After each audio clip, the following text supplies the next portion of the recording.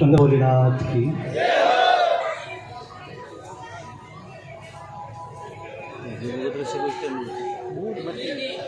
आज की इस शरद पूर्णिमा के पावन पर्व पर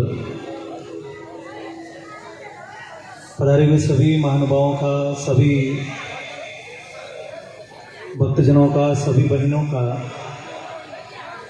मंच की ओर से और बालेश्वर बालाजी मंदिर के इस प्रांगण समिति की ओर से मैं इसलिए स्वागत करना चाहता हूं कि मैं इस मंडल का सबसे छोटा सदस्य हूं। कुछ बातें जो मैं आप सभी लोगों के बीच में अभी अगले 2-5 मिनट में कहूंगा, मेरे लिए ये प्लेटफॉर्म, मेरे लिए ये मंच ईश्वर की, बालाजी की कृपा है। अभी जब भगवत जी जब यहाँ गा रहे थे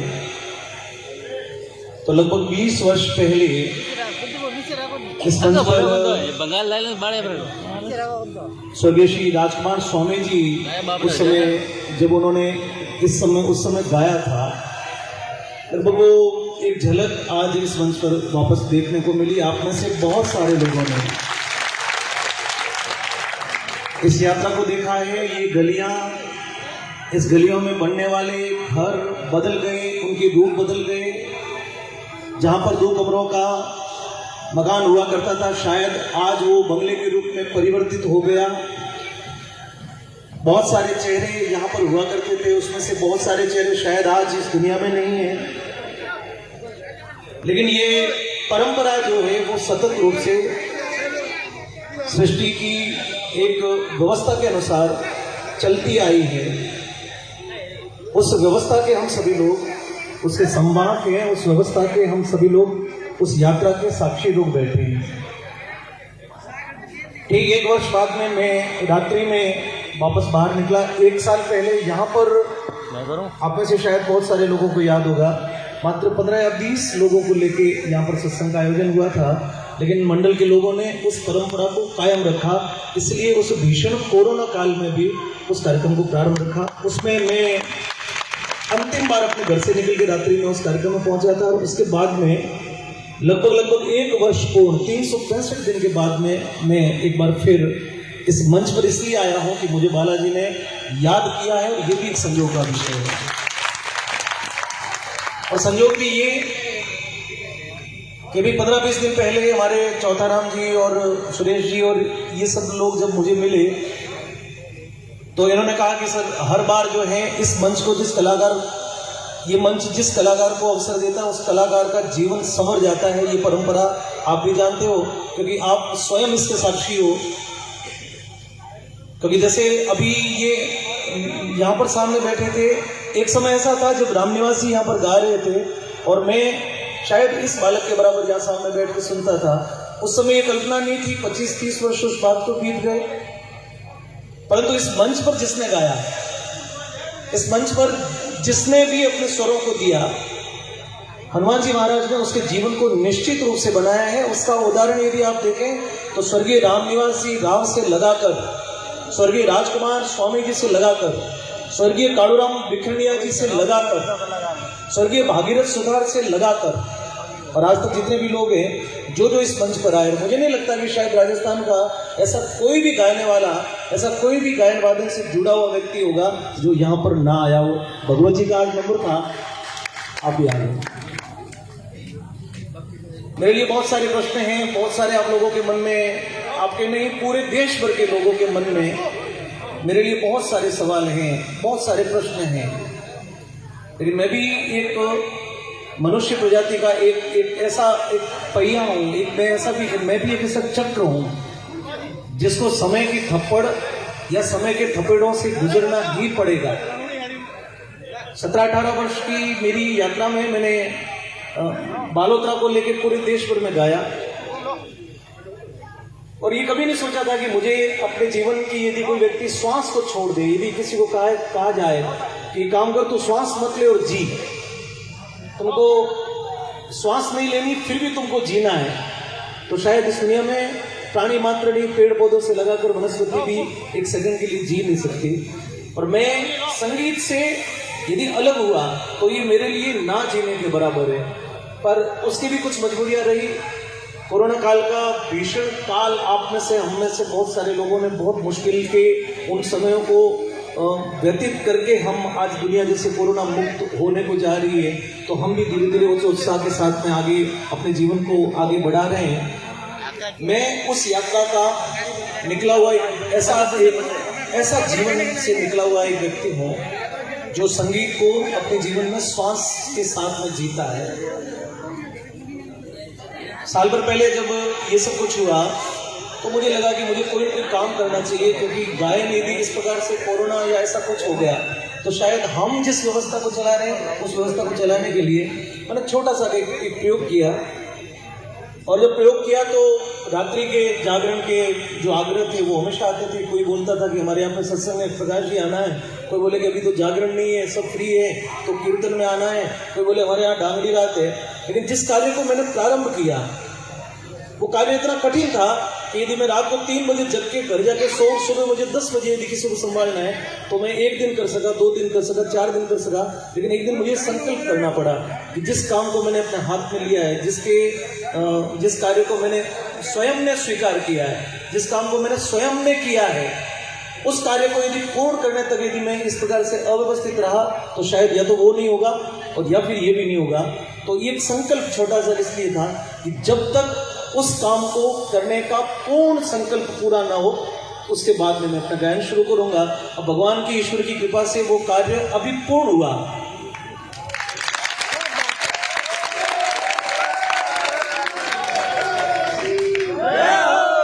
और जीवन की यात्रा जो थी वो मैंने चुनी है भोजन को लेके,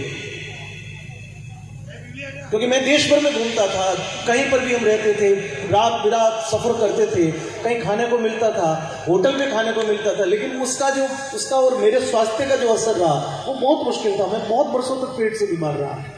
15-15 साल तक हमने बीमारी में पतंजलि आयुर्वेद से लगाकर, एलोपैथी से लगाकर, अपोलो से लगाकर मैंने अपने पेट के इलाज के लिए बहुत कुछ सहन किया है। बाद में समझ में आया कि आप यदि कुछ भी करो जीवन में, लेकिन इन खान पान के विषय में यदि अपने जीवन को आगे बढ़ाते हो तो उसका फल आपको तो किसी न किसी रूप में मिलेगा, लेकिन अच्छा खिलाने का जो फल है वो आपको दुनिया के स्वास्थ्य से जो दुआ मिलेगी वो आपको शायद जीवन को आपको कामयाब कर जाएगी। और मैंने इस क्षेत्र को चुना और वो पूर्ण हुआ। आज संयोगवश ऐसा हुआ कि इन्होंने, चौथाराम जी ने मेरे बिना पूछे पोस्टर में लिख दिया कार्यक्रम संयोजक प्रकाश माली, और ये इनका विश्वास था कि ये खुद सदस्य हैं तो संयोजक है। पोस्ट हुआ, वायरल हुई, व्हाट्सएप पे आई तो बहुत सारे फोन आए, प्रकाश जी आपने गाना शुरू कर दिया, बहुत खुशी की बात है। और फिर मैं इस बात का खंडन भी नहीं कर सकता था क्योंकि मेरे अपने लोगों ने चढ़ाई। और फिर मैंने इस बात को हनुमान जी महाराज की इच्छा समझ के स्वीकार किया। आज मैं पहली बार मंच पे चढ़ा हूँ 365 दिन बाद में। लेकिन मैं आपसे निवेदन करूँ कि मेरा जो गायन है वो मैंने ईश्वर की कृपा से दीपावली के बाद में लाभ पंचमी से मैंने अपने कार्यक्रम की शुरुआत का मेरा जो संकल्प है, आप सभी लोगों का आशीर्वाद मिलेगा तो एक बार फिर बालोतरा का नाम लेकर मैं यात्रा करूंगा, फिर आप लोगों का नाम लेकर मैं पूरे देश भर में। और इसी बीच सीकर में राजस्थान का सबसे बड़े जो शिक्षा संस्थान इंस्टीट्यूट है, जैसे कोटा में, सीकर में शिक्षा का काफी बड़ा जगत है, तो सीकर का एक बहुत चर्चित नाम है CLC, जो अध्यापन के और शिक्षा और मेडिकल के जो कोचिंग के विद्यार्थी होते हैं, इंजीनियरिंग के जो विद्यार्थी होते हैं, उनके कोचिंग का सबसे सुंदर स्थान अभी राजस्थान में यदि बहुत बड़े नाम में है। तो वहाँ श्रवण चौधरी जी ने मुझे कहा कि प्रकाश माली यदि तू गाएगा तो सबसे पहला गायन मेरे CLC इंस्टीट्यूट में करेगा। मैं वचन कर चुका हूँ उनको, और लाभ पंचमी को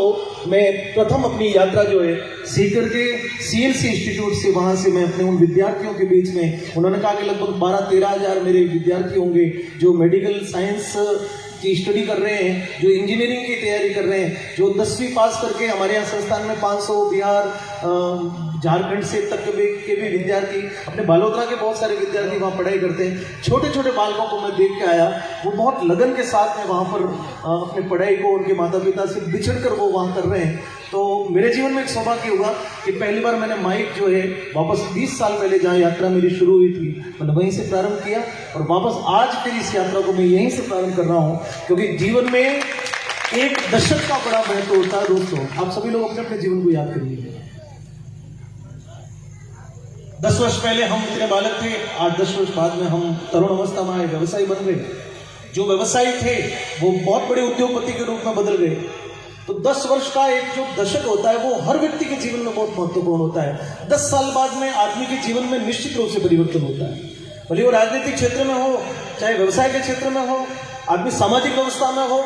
यदि 10 साल तक एक व्यक्ति का वर्चस्व रहता है, या तो उसके बाद में उसको ढलना होता है, और यदि ईश्वर कृपा करे तो 10 साल बाद में उस यात्रा में और पंख लग जाते हैं, तो आदमी 10 वर्षों की यात्रा से आगे बढ़ेगा। ये ऐसा आप सभी लोगों ने हमने देखा है। तो मेरे जीवन के 3 दशक जो हैं, 10-10 वर्षों के बीते, अब मैं ये चौथा जो दशक, 5वां दशक है, उस सभी की आप सभी की मंगल कामनाओं के साथ में उस यात्रा को प्रारंभ करना चाहता हूँ। आप मुझे क्षमा करेंगे, बहुत सारे लोगों का मन दुखा होगा, बहुत सारे लोगों के मन में एक निराशाई होगी कि प्रकाश माली घमंडी हो गया है, प्रकाश माली उद्योगपति हो गया है। मुझे उद्योगपति का टैग अपने जीवन में कभी नहीं लगाना। प्रकाश माली के पीछे लिखा जाएगा तो सिर्फ भजन गायक ही लिखा जाएगा, ये मेरे जीवन का निश्चय है। किसी भी प्रकार के कार्य को करेंगे, वो अपना काम है, हम उस काम को करेंगे, लेकिन मेरा जीवन यदि प्रकाश माली बना तो वो सिर्फ और सिर्फ इस सरस्वती की देन है, इस हारमोनियम की देन है, आप लोगों के प्रेम की देन है। और मैं आप सभी के बीच में आज इस बात का वचन करता हूँ, फिर एक बार घोषणा करता हूँ कि 10 वर्ष के इस यात्रा के बाद में 2011, 2000, उससे पहले 2001, 10, 11 और ये 2021 का वर्ष, एक बार मैं अपने जीवन की वापस एक पुनर्यात्रा कर रहा हूँ। आप सभी लोगों का आशीर्वाद चाहिए, और इस मंच पर जिसने भी गाया उसके जीवन का बहुत बहुत भला हुआ है। आप बहुत सारे नाम यदि चाहें तो हमारे सुरेश जी से, ये लक्ष्मण जी से आप सभी मिलके आप इनको पूछना कि 30 वर्षों में किन किन लोगों ने गाया इस मंच पर बैठ के। यही स्थान था, साउंड उस समय लाउड स्पीकर नहीं थे, लेकिन एक छोटी सी बाल्टी हॉर्न जैसे लगते थे। मोहन जाला जी से लगाकर, रामनिवास जी से लगाकर वो यात्रा जो सतत रूप से चली आ रही है, आज ये यात्रा आपसे वापस जो आगे बढ़ी है, आपके जीवन में इस साल का प्रभाव देख लेना। आज यहाँ पर आप गा के जा रहे हो, 1 साल बाद में आप मुड़ के देखना कि मुझे इतने सालों में जो मिला, इस मंदिर पे गाने के बाद में मेरे जीवन में क्या जुड़ा हुआ, वो आपको महसूस होगा। और मैं उसका बड़ा साक्षी हूँ। मैं उस चीज़ का आप समझ लीजिए, यदि कहें कि पर्चादारी, तो मुझे पर्चा मिला हुआ ऐसे पर्चादारी है, और उसका जो पर्चे का जो वाहक हो, मेरे जैसा तुच्छ व्यक्ति है, मेरे जैसा निम्न प्राणी है। और मैं कभी इस बात को नहीं भूल सकता कि इन गलियों में इन लोगों ने, आप सभी लोगों का कैसा प्रेम मेरे जीवन में जो साकार करने को मिला है। मालानी फूड्स के नाम से मैं शुद्धता के साथ आप सभी लोगों की रसोई तक कोई पहुंचना चाहता हूं, तो आप सभी लोगों का मुझे आशीर्वाद चाहिए। बहुत मुश्किल रहा है, बहुत बड़ा मैंने निर्णय कर लिया। उस निर्णय में मेरी योग्यता नहीं है, मैं उसको सक्षम करने में इतना सक्षम नहीं हूं, लेकिन मन में संकल्प पक्का है कि मैंने जिस शुद्धता के साथ में और जिस